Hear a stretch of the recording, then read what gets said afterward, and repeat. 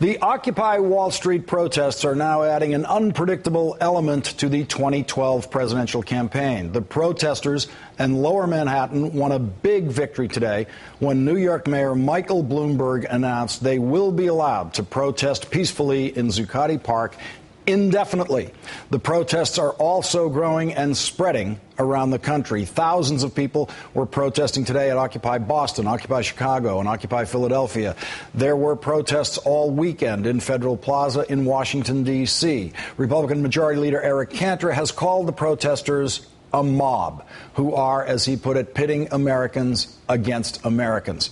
On Face the Nation yesterday, Republican presidential candidate Herman Cain said the protesters are anti-American.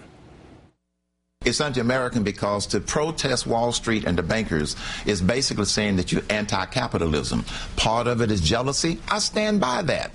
And here's why I don't have a lot of patience for that. My parents, they never played the victim card. My parents never said that we hope that the rich people lose something so we can get something. No, my dad's idea was, I want to work hard enough so I can buy a Cadillac, not take somebody else's. And this is why I don't have a lot of patience for people who want to protest the success of somebody else.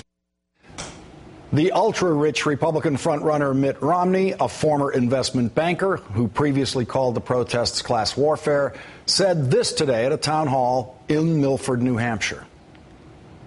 One of the things, in my view, that has made America's economy the most powerful in the world is that we have a very capable financial services sector that makes loans and allows businesses to start and thrive. Now, are there bad actors on Wall Street? Absolutely. Are there bad actors on Main Street? Absolutely.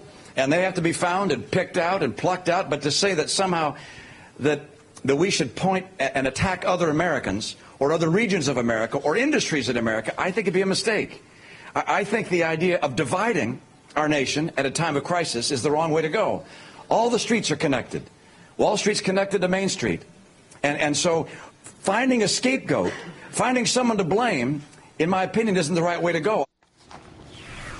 Joining me now from Manchester, New Hampshire, is former Louisiana Governor Buddy Roemer, a Republican candidate for president. Thanks for joining me tonight, Governor. Thanks, Lawrence. Good to be here. Like your show. Now, Governor, you've been struggling to get into these debates, and you're not getting over the polling threshold they require to get in the debates. But if you were there on that stage with your fellow Republicans, what would you have to say about the Occupy Wall Street movement?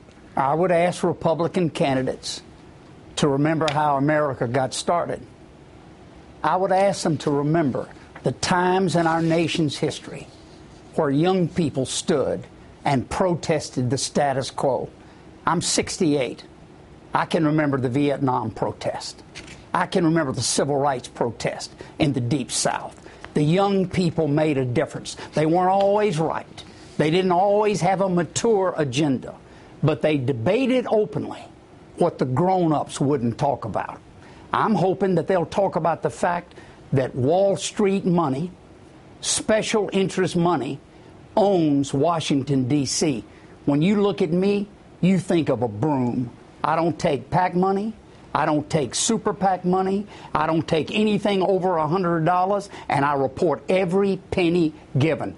That's what they're talking about, young people. They don't have jobs. They don't have hopes. And these Republican candidates would shut them up, would call them anti-American. It's not right. This is America, and we have the obligation to debate who we are.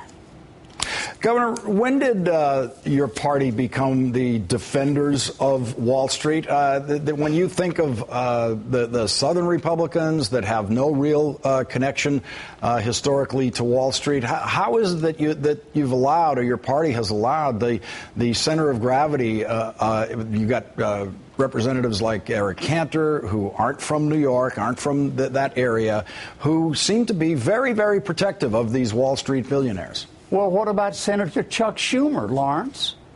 I mean, let's be honest here. Both parties are in the bag. I was a Democrat 20 years ago in the Congress, working under Tip O'Neill as a boll-weevil Democrat. working with Ronald Reagan to make good things happen in America. I wasn't perfect, but I reached across party lines, and we built America. We ought to do the same thing now, and I disagree with you. It's not the Republican Party, it's both parties. I mean, the President of the United States, barely 2 years into a 4-year term, announces re-election and proudly says he's going to raise $1 billion. Last week, the New York Times said, guess what? His small donations are drying up. He's getting his money from special interest, Wall Street, just like the Republicans. They both are on the dole. Governor, Chuck Schumer and other Senate Democrats have authored an idea to raise taxes on those billionaires, a surtax on incomes only over $1 million, beginning only on incomes above $1 million, a surtax of 5% that would also apply to capital gains taxes. Is that something that you think is a fair burden sharing that could be visited upon those massive incomes over $1 million? They're half right, Lawrence. You ought to take that tax code written by lobbyists and special interests and throw it out the window. It doesn't work for America. When the average working guy pays more taxes than GE, something's wrong with America. We need it simple,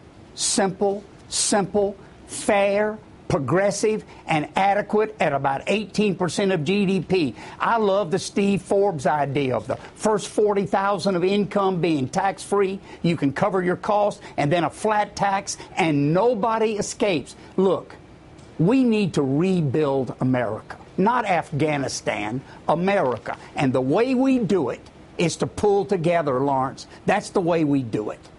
Republican presidential candidate Buddy Roemer, thank you very much for joining me tonight. Those Republican debates need your voice. Good luck getting in there. Thanks, Lawrence. I hope to make it.